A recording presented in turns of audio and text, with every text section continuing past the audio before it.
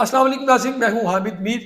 नाज़रीन, आज की 2-3 बड़ी अहम डेवलपमेंट है, उन पे बात करेंगे। लेकिन जो आज की सबसे बड़ी अहम डेवलपमेंट है वो ये है कि जो DGISPR है उन्होंने प्रेस कॉन्फ्रेंस की है और प्रेस कॉन्फ्रेंस में उन्होंने वो बातें की हैं जो मामूल की प्रेस कॉन्फ्रेंस में नहीं की जाती हैं। 9 मई के हवाले से उन्होंने बातें की हैं, ये जो इमरान खान के हवाले से उन्होंने बातें की हैं उस पर बात करेंगे। जबकि दूसरी बड़ी खबर ये है कि जस्टिस शौकत सिद्दीकी की बरतरफी का जो नोटिफिकेशन है वो वजारत कानून ने वापस ले लिया है। उसके अलावा जो MQM है उन्होंने सिंध हुकूमत से 13 जो कायमा कमेटियां हैं उनकी चेयरमैनशिप मांग ली है, जिसमें पब्लिक अकाउंट्स कमेटी भी शामिल है। तो इन तमाम खबरों पर बात करेंगे, लेकिन सबसे पहले जो आज की बड़ी खबर है उस पर बात करेंगे। जो DGISPR मेजर जनरल अहमद शरीफ है उन्होंने जो प्रेस कॉन्फ्रेंस की है उन्होंने उसमें क्या कहा है। जो प्रेस कॉन्फ्रेंस की DGISPR ने वो बड़ी मुख्तलिफ थी, बड़ी मुनफरिद थी। उन्होंने 2-3 चीज़ों को बड़ा प्रोमिनेंटली उन पर बात की। उन्होंने कहा कि आज़ादी इजहार राय के पीछे छुप कर आपको मुल्क की जो सिक्योरिटी है उसको दाव पर लगाने की हम इजाज़त नहीं देंगे। और अगर आप ये कहते हैं एक सियासी टोला जिसे वो यानी कि पाकिस्तान तहरीक इंसाफ को कहना चाह रहे थे कि अगर आप कमीशन बनाना चाहते हैं तो हम कमीशन के लिए तैयार हैं, लेकिन कमीशन तो फिर एग्जैक्ट तय तक जाएगा। फिर कमीशन ये भी चेक करेगा कि 2014 के धरने के मकासद क्या थे, धरना क्यों करवाया गया, PTV पे हमला क्यों करवाया गया, पार्लियामेंट पे हमला क्यों करवाया गया, सिविल नाफरमानी का क्यों कहा गया। तो जो जुडिशल कमीशन है वो तमाम चीज़ों का अहाता करेगा। तो इसके अलावा जो उन्होंने पॉइंट्स पे बात की, उन्होंने कहा कि जो पाकिस्तान में हाल की दहशतगर्दी हो रही है इसके जो ताने बाने हैं वो अफगानिस्तान से मिल रहे हैं और तमाम चीज़ें जो हैं वो अफगानिस्तान से ऑपरेट हो रही हैं। मजीद उन्होंने कहा कि जो ये TTP की जितनी भी सरगर्मियां हैं ये अफगान सरजमीन से हो रही हैं। जब अफगानिस्तान में अबूरी हुकूमत आई हमने उनको वेलकम किया, हमारे उनके साथ मुआहदे हुए, उन्होंने जो बातें की थी वो बातें उन्होंने पूरी नहीं की। और उन्होंने कहा कि तकरीबन अभी तक 5,63,000 से जायद अफगान शहरी जो हैं वो वापस जा चुके हैं और अभी भी जो अफगान शहरी हैं उनकी तादाद लाखों में है जो पाकिस्तान में मौजूद हैं और वो पाकिस्तान की मईशत पर बोझ बने हुए हैं। और जो पाकिस्तान की अमनो अमान की सूरत हाल है वो खतरे में है। जबकि दूसरी जानिब बलोचिस्तान में भी जो दहशत गर्द है वो पाकिस्तान में अमनो अमान की सूरत हाल जो है वो खराब कर रहे हैं। और जो फौज पाकिस्तान है वो दहशत गर्दों के सामने दीवार बनकर खड़ी हुई है। और जो 9 मई के हवाले से उन्होंने अहम गुफ्तगू की और उन्होंने कहा कि जी सानिया 9 मई से मुतल्लिक अगर बात की जाए तो 9 मई सिर्फ फौज पाकिस्तान का नहीं मुकदमा बल्कि पूरे पाकिस्तान का मुकदमा है। ये पूरे पाकिस्तान के अवाम का मुकदमा है। किसी भी मुल्क में उसकी फ़ौज पर अगर हमला करवाया जाए, उसकी शहीदों की जो इलामात हैं उसकी तस्दीक की जाए, जो मुल्क का बानी है उसके घर को जलाया जाए, अवाम और फ़ौज में अगर नफरत पैदा की जाए, ये जो लोग कर रहे हैं और करवा रहे हैं इनको कैफरे किरदार तक पहुँचाया जाना चाहिए और इनको कैफरे किरदार तक हम पहुँचाएँगे। किसी भी मुल्क में ऐसा माहौल हो तो वहाँ का जो निज़ाम है इंसाफ का उस पर सवाल उठता है। उन्होंने कहा कि फौज अफवाज उनके लीडर्स एजेंसियों और इदारों के खिलाफ लोगों के जहन बनाए गए। और जो तर्जुमान पाक फौज DGISPR मेजर जनरल अहमद शरीफ है उन्होंने कहा कि अगर जुडिशल कमीशन बनाना मकसूद है हम बना देते हैं, लेकिन जुडिशल कमीशन तो उस चीज़ पर बनता है जिसमें कोई बहाम हो, जिसमें कोई मसला हो। ये वाक़यात तो तारीख पर हैं, ये तमाम जो मनाजिर हैं वो तो कैमरे की आंख में महफूज हुए हैं और तमाम चीज़ें ऑन द रिकॉर्ड मौजूद हैं। और ये चीज़ें भी मौजूद हैं किस तरह इन्होंने लोगों की जहन साजी की, किस तरह इन्होंने टारगेट सेट किए और फिर इन्होंने लोगों को उस तरफ धकेला। उन्होंने इस पर भी मजीद कहा कि लोगों ने कहा कि इस पर भी जुडिशल कमीशन बना दिया जाए ताकि पता चलाया जा सके कि हमला हुआ है कि नहीं हुआ। हालांकि तमाम चीज़ें जो हैं वो सामने मौजूद हैं। और उन्होंने कहा कि अगर आप जुडिशल कमीशन की बात कर रहे हैं हम जुडिशल कमीशन बना देंगे, लेकिन जुडिशल कमीशन फिर ये भी देखेगा कि 2014 के धरने के मकासद क्या थे और किस तरह लोगों को ये हिम्मत दी गई और उनमें ये बात डाली गई कि आप रियासत के खिलाफ खड़े हो जाएं, सिविल नाफरमानी करें, बिजली के बिल जला दें।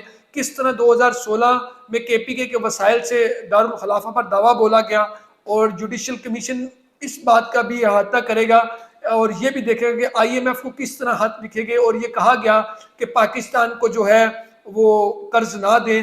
प्रॉपर एक लॉबिंग की गई पाकिस्तान को दिवालिया करने की और उसमें ये टोला सरफरिस्त नजर आया। और उन्होंने कहा कि जुडिशल कमीशन इस चीज को भी देखेगा कि इनको फंडिंग कहाँ से आती रही है, कौन लोग थे जो सोशल मीडिया पर इदारों के खिलाफ नफरत फैला रहे थे। तो उन्होंने कहा कि अगर जुडिशल कमीशन बनाया जाएगा तो फिर इन चीज़ों का भी अहाता किया जाएगा और फिर आप बुरी तरह एक्सपोज हो जाएंगे। और उन्होंने कहा कि अगर कोई सियासी सोच या लीडर या टोला अपनी फौज पर हमलावर हो और कौम के शहीदों की वो तज़हीक करे तो उससे कोई भी बातचीत नहीं होगी। इन्होंने साफ अल्फाज में ये बात कही DGISPR ने, और उन्होंने कहा कि किसी भी सूरत में हम उन लोगों के साथ बातचीत नहीं करेंगे, ना करना चाहते हैं जो शोहदा की इलामात की तज़हीक कर रहे हैं, शोहदा की तज़हीक कर रहे हैं, फ़ौज पाकिस्तान के खिलाफ प्रोपेगेंडा कर रहे हैं। ये फ़ौज पाकिस्तान जो है ये पाकिस्तान की फ़ौज है, ये पाकिस्तान की कौमी फ़ौज है और पाकिस्तान के लोग अपनी फ़ौज के साथ खड़े हैं। पाक फ़ौज किसी ऐसे शख्स के साथ बातचीत नहीं करेगी जो पाक फ़ौज के खिलाफ है, जो पाकिस्तान के खिलाफ है। और उन्होंने कहा कि 2022-23 में दारुल हुकूमत पर दोबारा दावा बोला गया, अगर एक महसूस सियासी टोला साम्राज्य इस्तिस्ना लेते हुए ये काम करता रहेगा तो एक दिन अपनी फौज पर भी वो चढ़ दौड़ेगा। और उन्होंने कहा कि जो पाक फौज में खुद एहतसाबी का अमल है वो शफाफ तरीके से मौजूद है और वो जारी रहेगा और वो हो भी रहा है। और उन्होंने कहा कि 9 मई के वाक़यात पर फौज ने अपना एहतसाब का अमल मुकम्मल कर लिया है। और मजीद उन्होंने कहा कि इस सियासी टोले के साथ हमारी कोई बातचीत नहीं होगी। यानी कि वो ये बताना चाह रहे थे कि हाल ही में जो बयान सामने आया, पाकिस्तान तहरीक इंसाफ ने कहा कि वो बात करने के लिए तैयार हैं, वो एस्टेब्लिशमेंट से बात करना चाहते हैं। शहरियार अफरीदी ने कहा था कि हम बात करेंगे तो सिर्फ DGISI से करेंगे या chief of the army staff से करेंगे।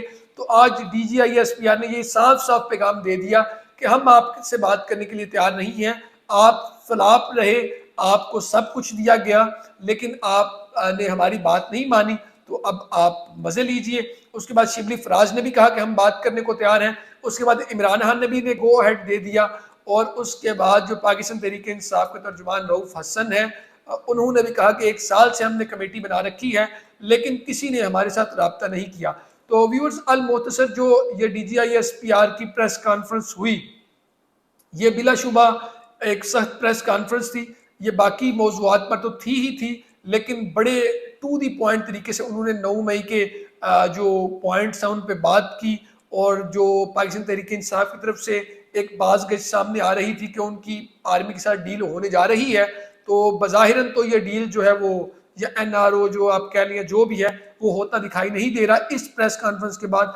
लेकिन पाकिस्तान तहरीक इंसाफ के लोगों का कहना है कि बैकडोर चैनल से इनके राब्ते जारी हैं और जल्द ये एक पेज पर होंगे। लेकिन जो आज की प्रेस कॉन्फ्रेंस है और जो आज का उनका स्टांस है DGISPR का, जिसमें उन्होंने कहा है कि किसी ऐसी सियासी टोले से जो लोगों की जहन साजी करती है, उनको रियासत के खिलाफ उभारती है, मनफी प्रोपेगेंडा करती है, मुल्क के खिलाफ, मुल्क के लीडरान के खिलाफ, मुल्क की एजेंसियों के खिलाफ, मुल्क की फौज के खिलाफ, हम उनसे बातचीत नहीं करेंगे।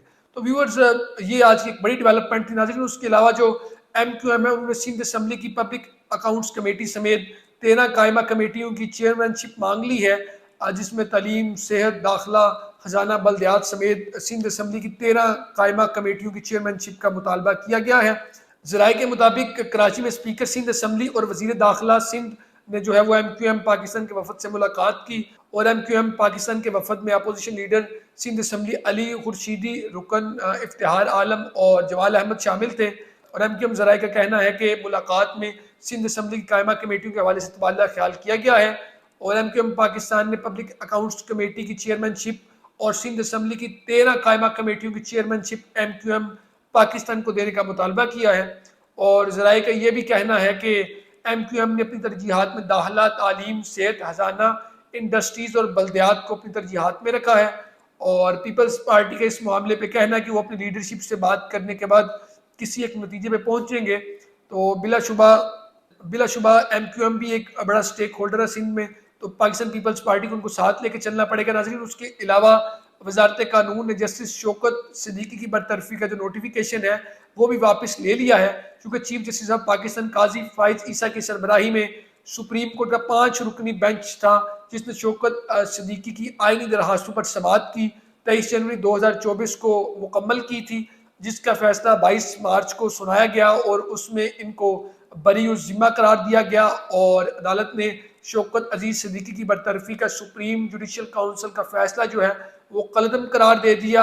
और आज जो है इनकी बरतरफी का नोटिफिकेशन वजारत कानून ने वापस ले लिया है। तो नाज़रीन, अभी जो मुल्क की मौजूदा सूरत हाल चल रही है, अगर कुछ दिन पहले का कैनवस देखें तो पाकिस्तान तहरीक इंसाफ की तरफ से एक स्टांस सामने आया कि वो एस्टेब्लिशमेंट से बात करने को तैयार हैं और एस्टेब्लिशमेंट भी उनसे बात करने को तैयार है। लेकिन आज ये तासुर ज़ायल हो गया। आज तो DGISPR ने 2014 से लेके 2023-2024 तक का जो सारे मामलात हैं वो सामने ला कर रख दिए। उन्होंने कहा कि अगर आप जुडिशल कमीशन चाहते हैं तो फिर ये भी होगा, फिर PTV की बात भी आएगी, फिर धरने की बात भी आएगी, फिर पैसों की बात भी आएगी, फिर दावा बोलने की बात भी आएगी, फिर बिलों की बात भी आएगी। तमाम चीज़ें अल-मुख्तसर DGISPR ने आज सही ठोका और बजाया है। और जिस तरह उन्होंने 9 मई पे बात की है, उससे ये अंदाजा लगाया जा सकता है कि किस कदर गमो गुस्सा अभी तक जो एस्टेब्लिशमेंट है उसमें पाया जा रहा है और अभी तक वो इस चीज़ के पीछे है कि इन लोगों को कैफरे किरदार तक पहुंचाया जाएगा, तभी कोई बात होगी।